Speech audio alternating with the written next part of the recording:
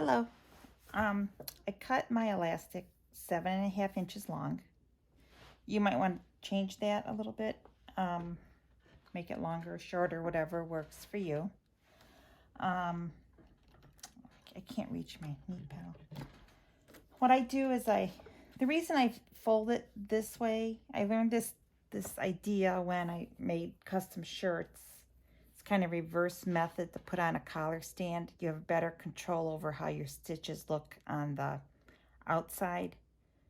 If you remember when you sew patterns, they always have you work, like if you're putting a collar on, they have you work from the inside out. This is opposite, and you get a much cleaner looking stitching lines on the outside like this. So anyway, I take my 7.5 inches of elastic and I stick this about half inch of it inside this fold. Fold this over like that. And I don't have access to my knee pedal because of my camera. So I'm going to sew this. I do a back stitch. I back stitch over this 1 or 2 stitches. Then I turn this, and you got to kind of play with these ends down here. That's what my seam ripper's for. And I'm going to stitch down this way.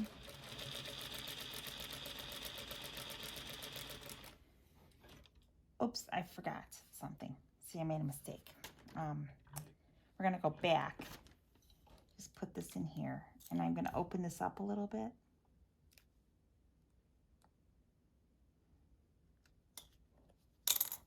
And I bring my elastic around like this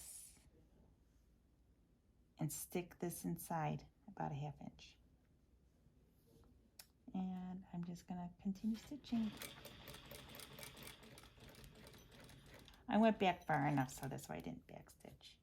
Now I'm going to turn. I'm going to pull my fabric in with my seam ripper. I'm going to stitch here. I'm going to go back and forth over the elastic a couple times. Stitch the end. It's going to turn.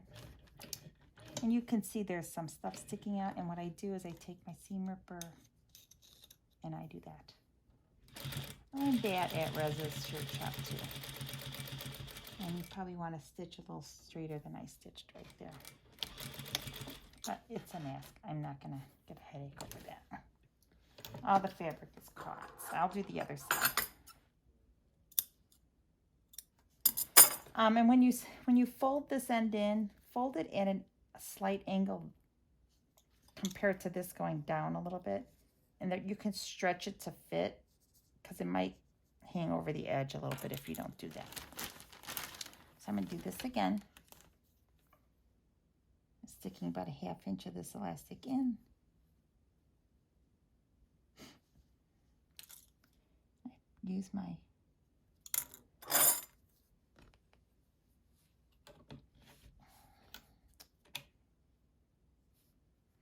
I really miss having access to my knee control. Okay, so here we go with that. I'm stitching. Go close to the end. Turn. Bring this around. Make sure you keep this straight and bring it around, or else it'll get twisted a little bit.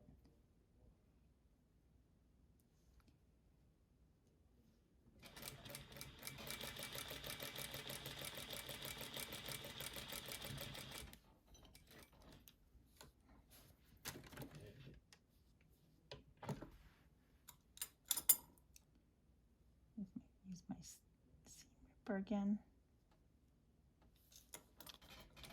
I'm going to back stitch a little. And turn my corner and hopefully sew straighter this time. Here we go. See how this stitching show? You could push this over a little bit to cover all that.